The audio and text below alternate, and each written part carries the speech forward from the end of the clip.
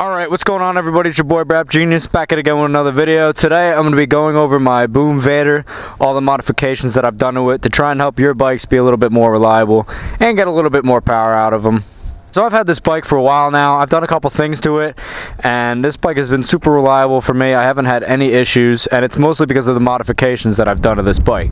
Anybody that watches this channel knows that I love this bike, that if you do the modifications to it that I tell you, you have no problems. But I haven't actually made a video on the mods that I've done to the bike, so I figured this is a good time to do it, and we're going to see, check everything out. Before we get into it, I got to fix a couple things. I went on that ride out a couple weeks ago. The bike fell in the trailer, so I lost my left blinker there, and then I don't know how, but I tore my seat. So I got to either fix this or get a new seat or something. We'll see what happens with that. But in terms of modifications, the #1 mod that you need to do to this bike is a carburetor swap. Do the whole kit. I know the bike is very dirty, by the way. Mind you, I rode this thing in multiple snowstorms through the winter, so there was salt on the roads and everything, and this bike really held up really well. Anyway, the first mod you got to do is under here. This is the carburetor kit that you need to get. I used a fake Mikuni and it's worked for me fine. It was about $35 for the whole kit. You get this air filter, you get the carburetor itself, and then this is the air intake. And so far it's worked out great for me, so I'm sure it'll do the same for you guys. That is the most important mod. Second most important mod in my opinion is under the seat here. It is your battery. The stock batteries on these things are absolute garbage, and you got to get rid of them because the battery is just going to die on you after, you know, a couple days, weeks, whatever, and you're just going to be hating your life.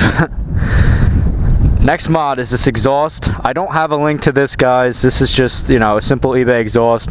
Whoever was making it at the time, they don't make it anymore. But all you got to do is look up, you know, Grom clone Boom Vader exhaust on eBay. It'll show up. I think this one was like $89. And then I had a little clamp here that I used to hold it in place. I bought another one as well that will hold it a little bit better than the one does now. And that should be good for that.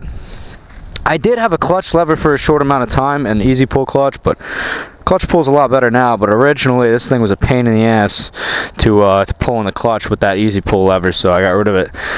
I also have a 17 tooth sprocket over here that gives me more top end speed. I really like it.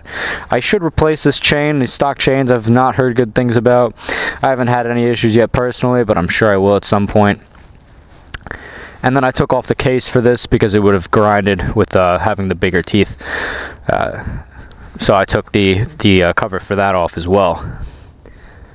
Finally, the last modification, which is huge, guys, is the emissions delete, which is under here.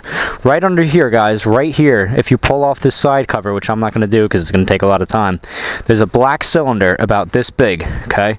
It's right under, basically right under your seat here. You can see it when you pull it off.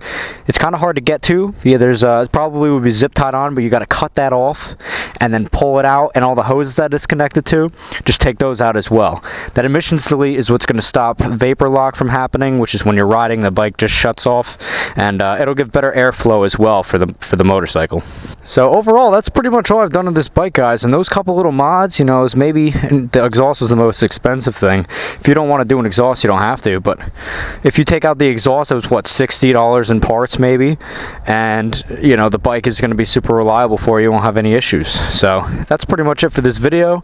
If this video helps you guys, let me know by hitting the like button, hit subscribe, comment down below what you think of the bike. Let me know about your Grom clones. I love this little community we got going on, so we're going to continue to grow upon that. So thanks for watching this video, guys. You have a great day as always. Peace.